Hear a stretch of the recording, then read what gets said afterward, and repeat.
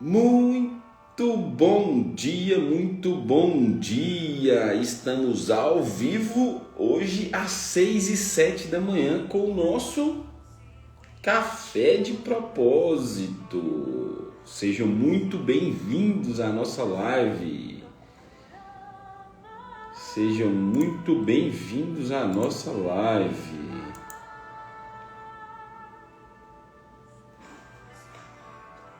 Aí, tudo certo por aqui.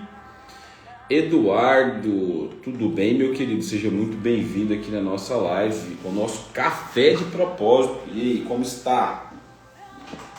Ó, um cafezinho para dar aquela esquentada.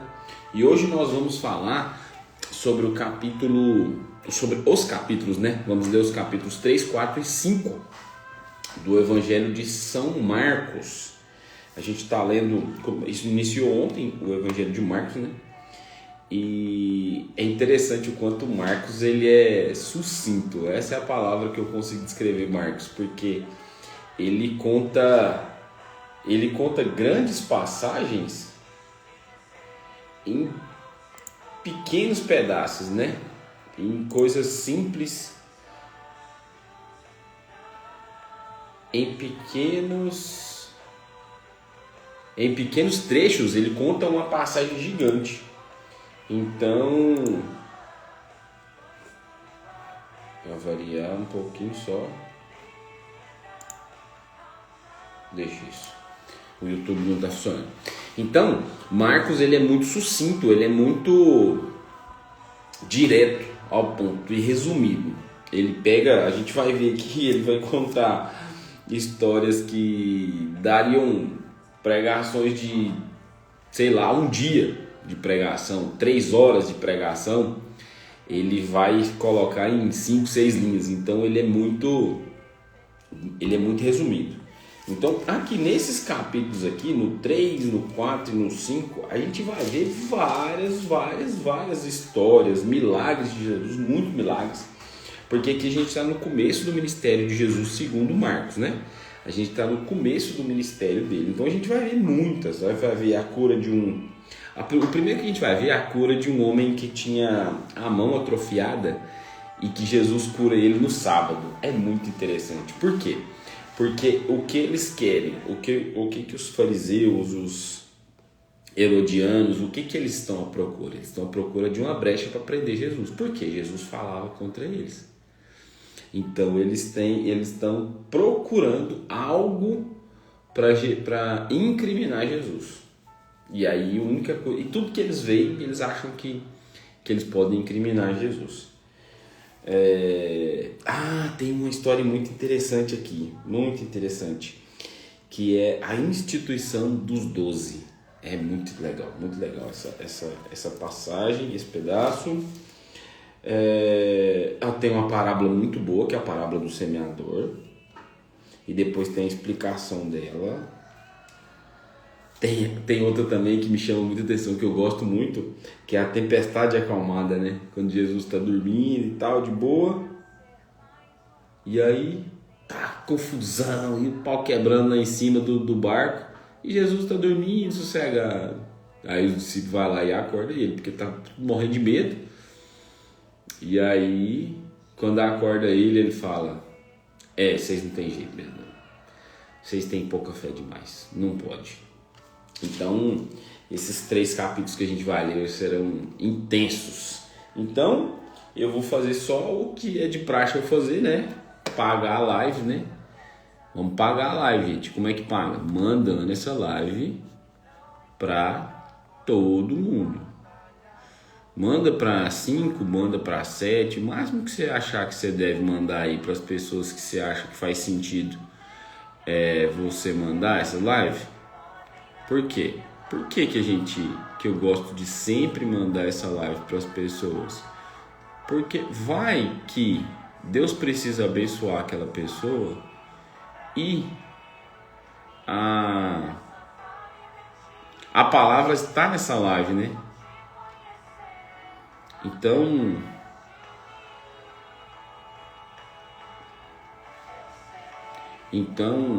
Como é que pode?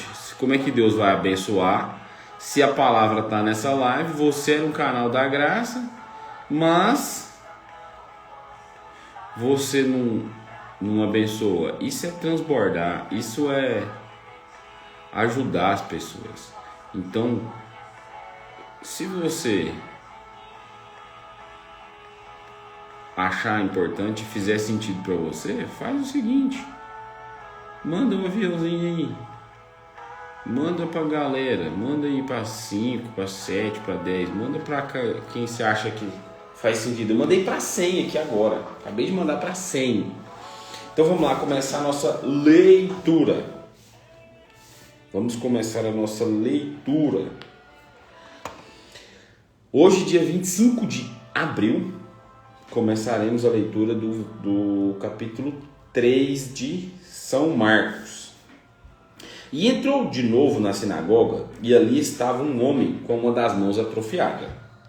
E o observaram para ver se o curaria no sábado. Então já tinha gente de olho nele, para o acusarem. Ele disse ao homem da mão atrofiada: levanta-te e vem aqui para o meio.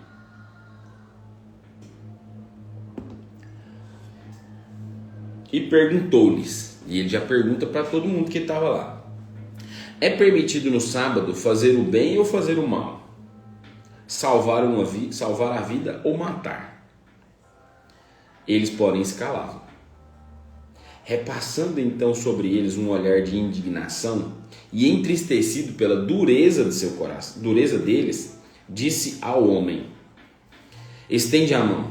E ele estendeu a mão, e sua mão estava curada.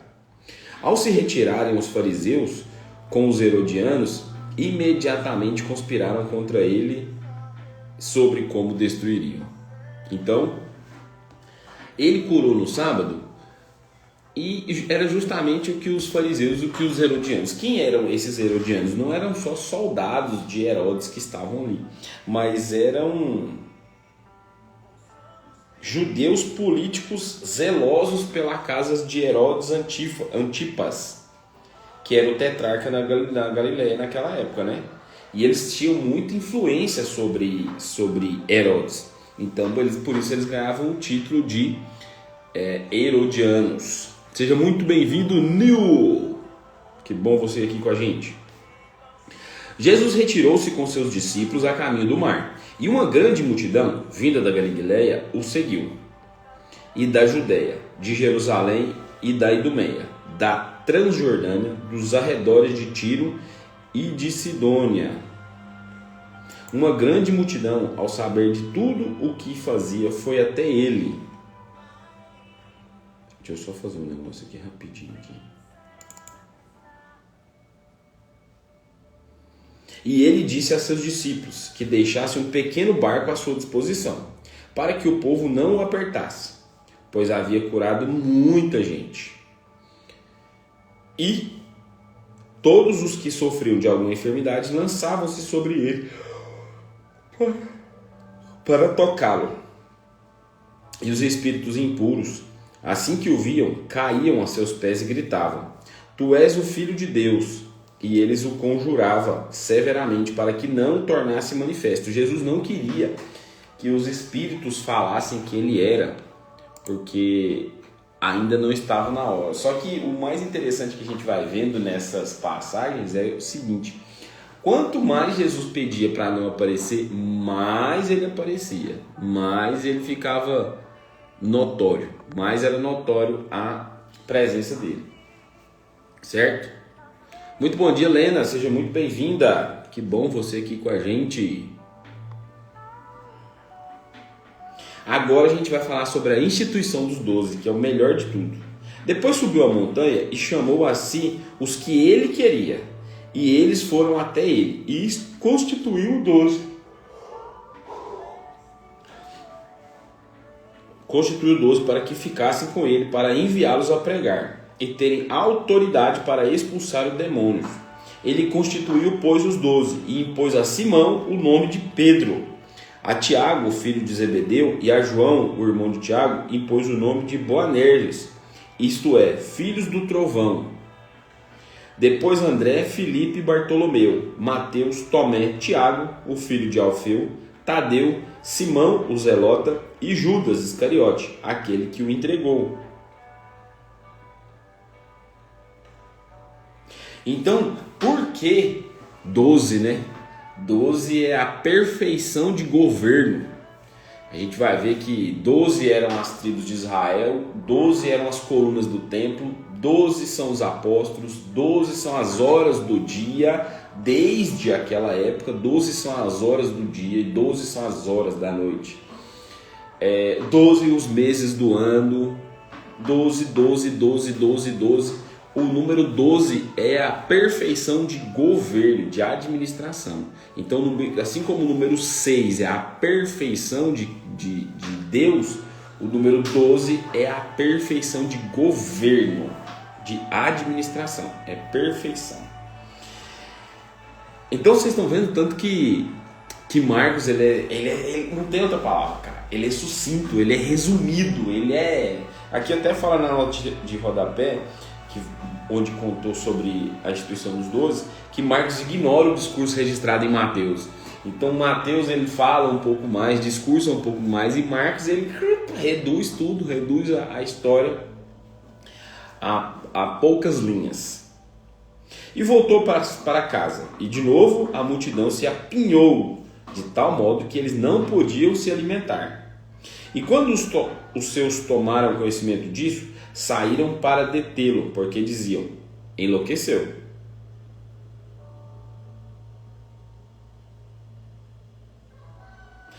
É engraçado, e a gente fica vendo, né?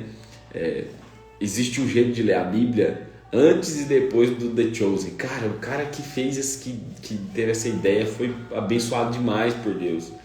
Depois eu vou descobrir quem foi que teve essa ideia, quem foi o diretor. Nossa, porque é perfeito. Porque, igual, eu fico vendo essa passagem aqui, ó. E voltou para casa. E de novo a multidão se apinhou, de tal modo que eles não podiam se alimentar. E quando os seus, que é os 12, tomaram conhecimento disso, saíram para detê-lo, porque dizia: enlouqueceu. Por quê? Jesus ia sair, velho. Os discípulos organizavam tudinho. Não, agora vai acontecer isso, vamos para tal lugar. Porque ele falava: agora vamos para Galileia. E os discípulos organizavam a estrutura, faziam logística, cuidavam de tudo. De repente, ele virava a cabeça e ia para outro canto. Os discípulos ficavam loucos, ele ficava louco. E na série The Chosen, o autor ele fala muito sobre isso, é muito interessante. E você percebe, né? A licença poética que ele tem nos dá essa ilustração, é muito gostoso. E os escribas que haviam descido de Jerusalém diziam: está possuído por Beelzebul, e também pelo príncipe dos demônios que expulsa os demônios.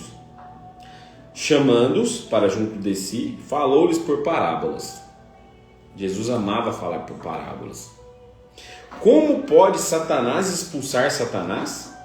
Se um reino se dividir contra si mesmo, tal reino não poderá subsistir. E se uma casa se dividir contra si mesma, tal casa não poderá se manter.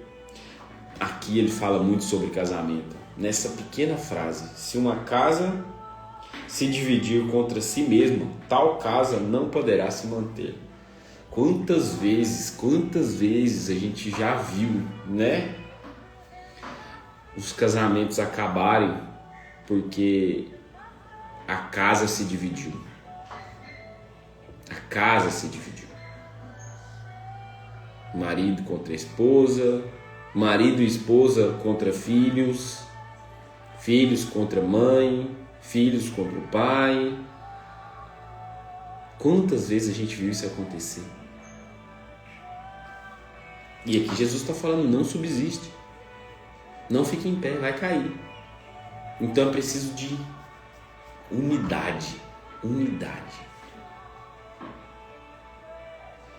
Ora, se Satanás se atira contra si próprio e se divide, não poderá subsistir, mas acabará. Ninguém pode entrar na casa de um homem forte e roubar seus pertences, se primeiro não amarrar o homem forte, só então poderá roubar a sua casa.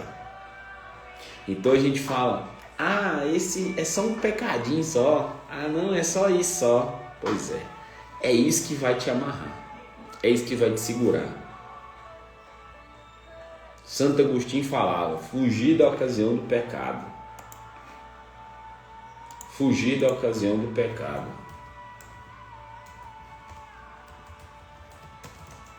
Por que fugir da ocasião do pecado? Jesus nos ensina isso quando ele foi tentado. Depois que ele estava no deserto, depois que ele saiu do deserto. E aí ele nos ensina isso porque não dá ouvidos à tentação. Ele não dá ouvidos ao diabo. Eu estou procurando aqui se foi Santo Agostinho mesmo que disse essa. Santo Afonso Maria de Ligório. Santo Afonso, não foi Santo Agostinho. Muito bom dia, Bentinho, meu querido, como é que você está? Então, o que é fugir da ocasião do pecado? É não deixar entrar abrir essas pequenas brechas. Não abrir essas pequenas brechas, fazer essas pequenas concessões.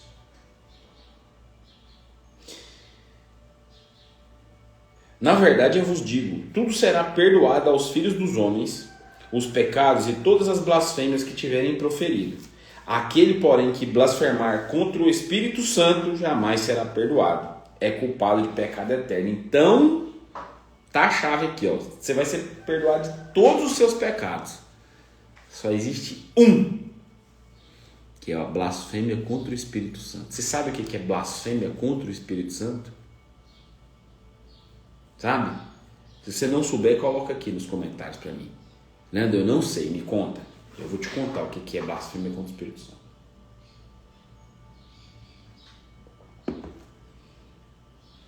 Isso porque eles diziam: ele está possuído por um espírito impuro. Chegaram então sua mãe e seus irmãos, e ficando do lado de fora, mandaram chamá-lo. Havia uma multidão sentada em torno dele.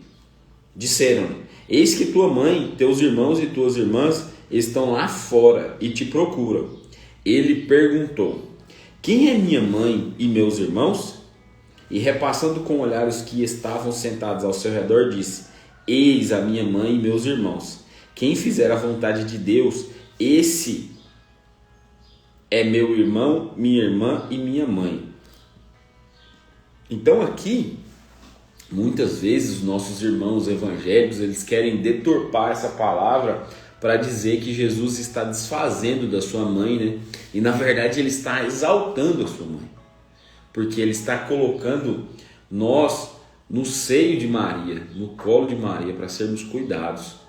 Quando ele diz que quem são meus irmãos e minha mãe, senão aqueles que o Senhor enviou para mim, para cuidar.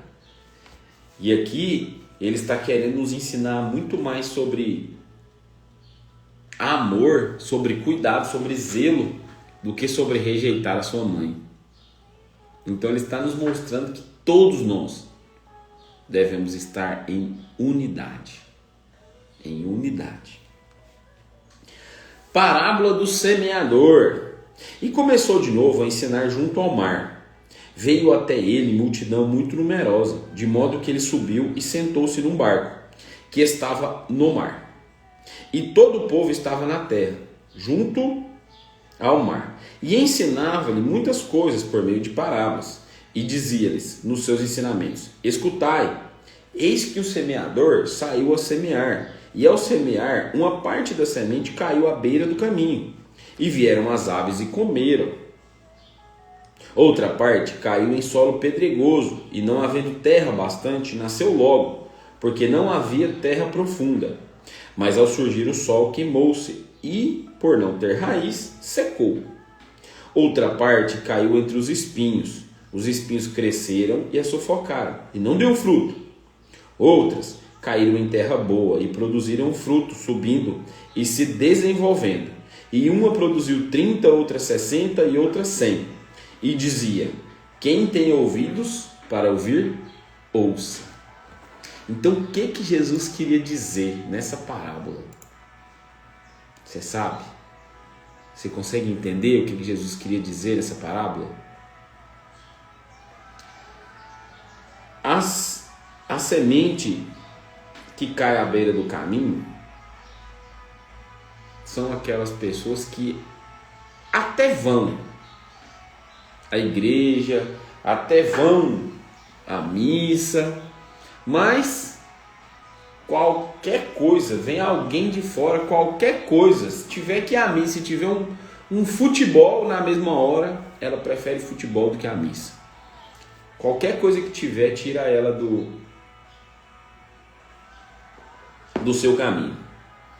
A que caiu em solo pedregoso, ela vai e até gera algo dentro dela de mudança, de querer mudança.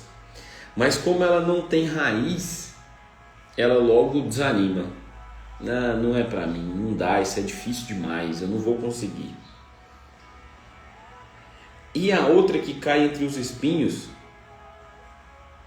ela tenta crescer, mas aí vem as dificuldades da vida com Deus, porque dificuldades existem em todos os lugares, mas vem as dificuldades, as conturbações da vida com Deus, e aí quando ela se sente sufocada porque ela queria a vida lá fora, ela acaba saindo e deixando. Agora, outra é como a semente que cai em terra. Como é que é? Caiu em terra boa. Terra boa. Terra fértil. Essa era a palavra que eu queria achar. Terra fértil. Que aí o que acontece? Dá fruto. O que é terra fértil? É um coração sedento por Deus. É um coração que está disposto a entregar a sua vida. É um coração que está disposto a se entregar a Jesus, a passar por todas as dificuldades, a passar pelo tratamento da terra, né? Por tratar a terra, por revirar a terra, por passar o arado, por plantar a semente, por passar por todo o processo. Essa é uma terra fértil. E aí ela produz 30, 60, 100. Fez sentido para você? Quando ficaram sozinhos, os que estavam junto dele com os 12 o interrogaram sobre as parábolas. Diziam-lhes: a vós foi dado o mistério do reino de Deus. Aos de fora, porém, tudo acontece em parábolas, a fim de que, por mais que olhem, não vejam, por mais que escutem, não entendam, para que não se convertam e não sejam perdoados. Estranho isso que Jesus falou, né? Mas é a realidade. Isso era uma semente que Jesus estava plantando. Ele contando essas parábolas, era a semente que ele estava plantando. Para que quem tiver ouvidos, ouça. Mas quem não conseguir vai ser igual as sementes que caíram sobre o caminho. Não vai ter raiz.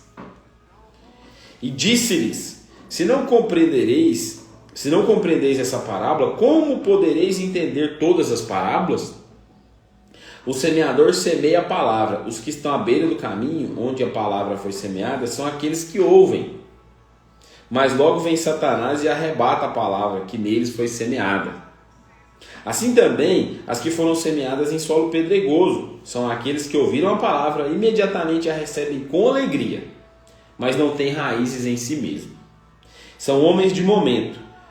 Caso venha uma tribulação ou uma perseguição por causa da palavra, imediatamente sucumbem. E outras são as que foram semeadas entre os espinhos. Estes são os que ouviram a palavra, mas os cuidados do mundo, a sedução das riquezas e as ambições de outras coisas os penetram, sufocam a palavra e tornam infrutífera. Mas há as que foram semeadas em terra boa. Estes escutam a palavra, acolhem-na e dão fruto, uns 30, outros 60, outros 100. E dizia-lhes: quem traz uma lâmpada para colocá-la debaixo do alqueire ou debaixo da cama, ao invés não traz para colocá-la no lampadário?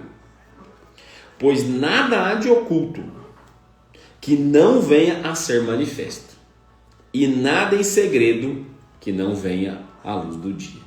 Nada existe oculto. Então, aquele pecadinho que você faz escondido dentro do seu quarto, que você acha que é só você que sabe,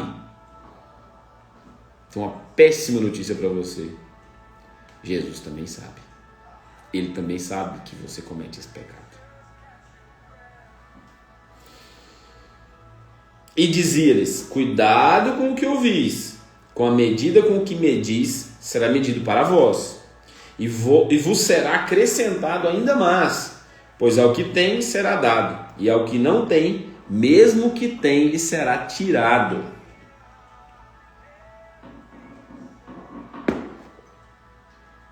E dizia: acontece com o reino de Deus o mesmo que com o homem que lançou a semente na terra. Ele dorme e acorda de noite e de dia, mas a semente germina e cresce, sem que ele saiba como. A terra por si mesma produz fruto, primeiro a erva, depois a espiga e por fim a espiga cheia de grãos. Quando o fruto está no ponto, imediatamente se lhe lança a foice, porque a colheita chegou. Então, por que Jesus diz aqui, acontece com o reino de Deus o mesmo que com o homem que lançou a semente na terra? Porque é exatamente isso que acontece. É exatamente isso que acontece. Engasguei. Eu fui no retiro. No final de semana passado, eu fui no retiro e fiquei lá 3 dias. Então lá foram plantadas sementes no meu coração. Vamos dizer que esse teria sido o primeiro retiro, a primeira experiência que eu tive de amor de Deus e sentir o amor de Deus. E então eu volto aqui para fora. E aí tem toda a tentação, toda a dificuldade, tudo que acontece no mundo. E aí aquela palavra que foi plantada, que muitas vezes eu nem entendi o que aconteceu naquele momento, eu fico com ela no coração. E aí aquilo vai mexendo comigo, vai me movimentando. E vai crescendo, e vai crescendo, e vai crescendo, e vai ganhando raízes. Caso eu faça as coisas certas. Eu preciso regar, eu preciso colocar adubo, eu preciso olhar, eu preciso tirar as ervas, eu preciso tirar tudo que aparece de mal e eu preciso colocar aquilo que é certo.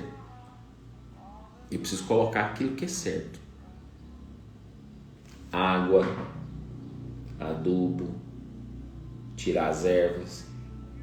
Eu preciso estar em constante movimento. Eu preciso estar em constante alimentação. Eu preciso me alimentar sempre de Deus. Muito bom dia, Adriele, seja muito bem-vinda.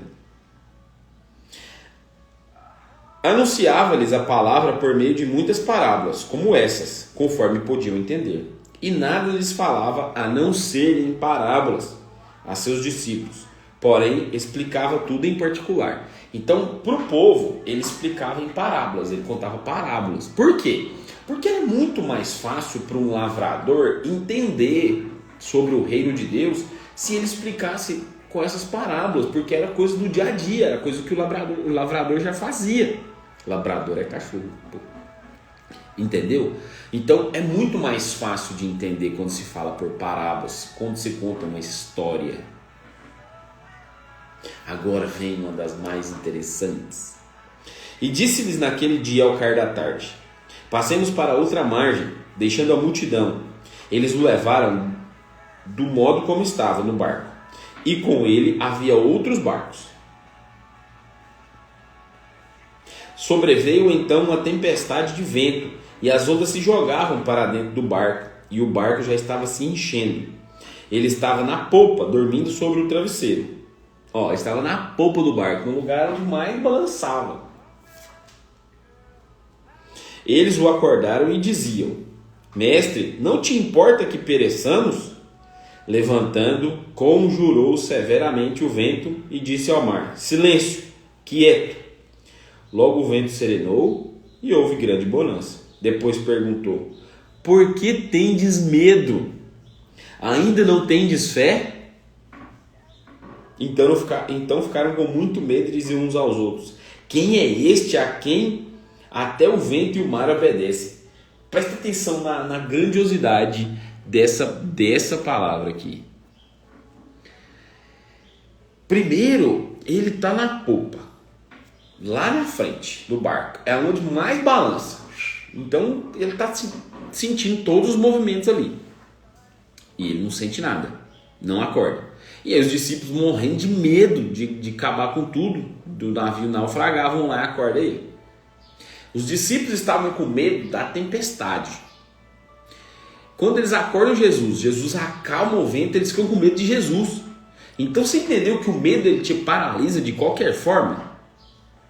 Então o medo de vender, o medo de conseguir algo melhor, o medo de atender um cliente, olha eu trazendo as técnicas de vendas para a live de novo.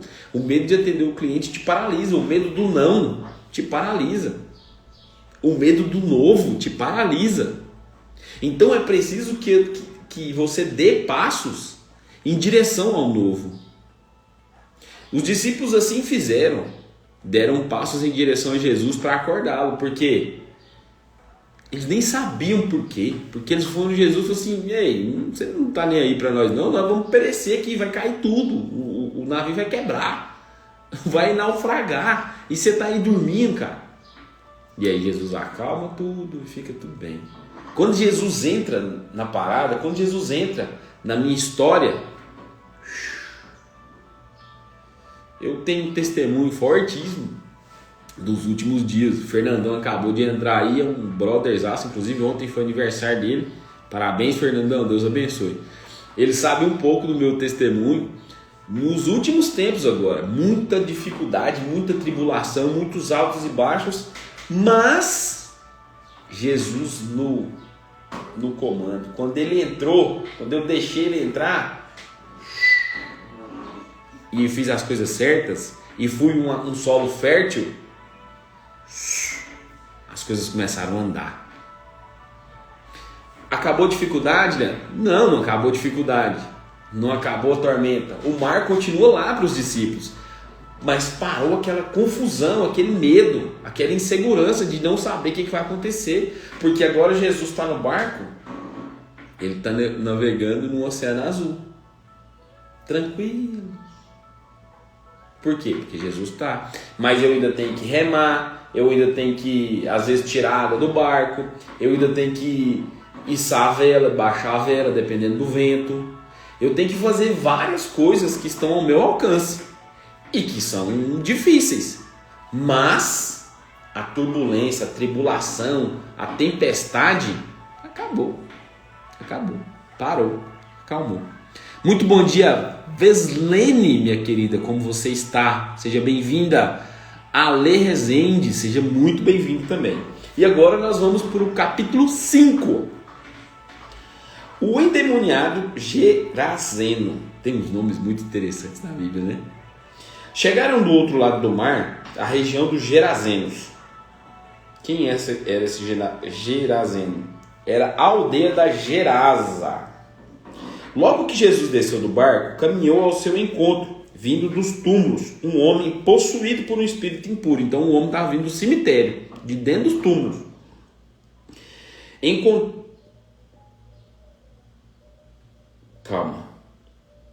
Habitava no meio das tumbas e ninguém podia dominá-lo, nem mesmo com correntes. Imagina, o cara quebrava as correntes, hein? Esse espírito era bravo. Muitas vezes já o haviam prendido com grilhões e algemas, mas ele arrebentava os grilhões e estraçalhava. Hoje a língua tá boa, hein? Estraçalhava as correntes e ninguém conseguia subjugá-lo. E sem descanso, noite e dia, perambulava pelas tumbas e pelas montanhas, dando gritos e ferindo-se com pedras. Ao ver Jesus de longe, correu e prostrou-se diante dele, clamando em alta voz: que queres de mim, Jesus, Filho do Deus Altíssimo? Conjuro-te por Deus que não me atormentes. Com efeito, Jesus lhe disse: sai desse homem, espírito impuro. E perguntou-lhe: qual é teu nome? Respondeu: Legião é meu nome, porque somos muitos. E rogava-lhe insistentemente que não os mandasse para fora daquela região. Ora, havia ali, pastando na montanha, uma grande manada de porcos. Rogavam-lhe então os espíritos impuros, dizendo: manda-nos para os porcos, para que entremos neles. Ele o permitiu. E os espíritos saíram, entraram nos porcos, e a manada, cerca de 2.000 porcos, se arrojou no precipício abaixo e se afogou no mar. Os que apacentavam fugiram e contaram o fato na cidade e nos campos, e as pessoas acorreram a ver o que havia acontecido. Foram até Jesus e viram o endemoniado sentado, vestido e em são juízo, aquele mesmo que tivera a legião, e ficaram com medo. As testemunhas contaram-lhe o que aconteceram com o endemoniado e o que houve com os porcos. Começaram então a rogar-lhe que se afastasse do seu território. Quando entrou no barco, aquele que fora endemoniado rogou-lhe que o deixasse ficar com ele. Ele não deixou e disse-lhe: vai para a tua casa, para os teus, e anuncia-lhes tudo o que fez por ti o Senhor na sua misericórdia. Então ele partiu e começou a proclamar na Decápole o quanto Jesus fizera por ele, e todos ficaram espantados. Aqui vem uma coisa interessante, que de novo eu vou falar do Fernando. Por quê? A gente, nós, eu, ele e mais vários amigos, participamos da comunidade católica Nova Aliança. Então, por algumas vezes, sempre que tem pessoas novas e tal, fica essa dúvida: entrar ou não entrar para a comunidade, participar mais a fundo da comunidade, viver algumas coisas, algumas realidades da comunidade. E aí a gente conversando, e esse versículo aqui virou uma chave aqui, e eu vou usar ele para dar de exemplo agora todas as vezes que eu for falar. Quando Jesus disse, né, vai para a tua casa e para os teus, e anuncia-lhes tudo o que fez por ti o Senhor na sua misericórdia. Por quê? Quando eu escuto o anúncio, eu preciso entender para onde é o meu chamado, para onde Deus está me chamando. Nesse caso aqui, Deus livrou esse endemoniado, mas não era para que ele fosse seguir Jesus, para que ele se tornasse um apóstolo, um discípulo de Jesus. Não. Era para ele ir para a sua casa, anunciar para os seus. Faz sentido para você? E de novo, atravessando Jesus de barco para o outro lado, uma numerosa multidão o cercou, e ele se deteve à beira-mar. Aproximou-se um dos chefes da sinagoga, cujo nome era Jairo, e vendo-o, caiu a seus pés. Rogou-lhe insistentemente, dizendo: minha filhinha está morrendo, vem e impõe nela as mãos para que ela seja salva e viva. Ele o acompanhou e numerosa multidão o seguia, apertando de todos os lados. Ora, certa mulher que havia 12 anos, lembra do número 12? 12 anos tinha um fluxo de sangue, e que muito sofrera nas mãos de vários médicos, tendo gasto tudo o que possuía, sem nenhum resultado, mas cada vez piorando mais. Ouvira falar de Jesus, aproximou-se dele por detrás, no meio da multidão, e tocou o seu manto, porque dizia: se ao menos tocar nas suas roupas, serei salva. E logo estancou a hemorragia. 12 anos ela sofria dessa hemorragia, e ela só tocou nas vestes de Jesus e foi curada. E ela sentiu no corpo que estava curada de sua enfermidade. Imediatamente, Jesus, tendo consciência da força que dele saíra, voltou-se para a multidão e disse: quem tocou minhas roupas? Os discípulos disseram: vês a multidão que te comprime e perguntas quem me tocou? Tipo assim, certeza que isso aqui foi o Pedro, velho. Na minha cabeça só pode ter sido Pedro, que era o mais louco, e era tipo eu mesmo, o mais corajoso, que tinha coragem de falar: Jesus, pô, Jesus, tem esse tanto de gente aqui, você vai falar que alguém te tocou? Jesus olhava em torno de si para ver quem havia feito aquilo. Então a mulher, amedrontada e trêmula, sabendo o que lhe havia sucedido, foi e caiu-lhe aos pés e contou-lhe toda a verdade. E ele disse-lhe: minha filha, a tua fé te salvou. Vai em paz e fique curada desse teu mal. Ainda falava quando chegaram alguns da casa do chefe da sinagoga, dizendo: tua filha morreu. Por que perturbas ainda o mestre? Jesus, porém, tendo ouvido a palavra que acabava de ser pronunciada, disse ao chefe da sinagoga: não temas, crê somente. Vou fazer um parêntese aqui. Você sabe, eu vou fazer uma pergunta e eu quero que vocês me respondam, hein? Vocês sabem quantas vezes está escrito não temas ou não tenhas medo na Bíblia? Escreve aí para mim, quantas vezes você acha que está escrito isso? Disse ao chefe da sinagoga, não temas, crê somente. E não permitiu que ninguém o acompanhasse, exceto Pedro, Tiago e João, o irmão de Tiago. Chegaram à casa do chefe da sinagoga, e ele viu um alvoroço, muita gente chorando e clamando em voz alta. Estou esperando a resposta de vocês, hein? Quantas vezes está escrito não temas ou não tenha medo na Bíblia?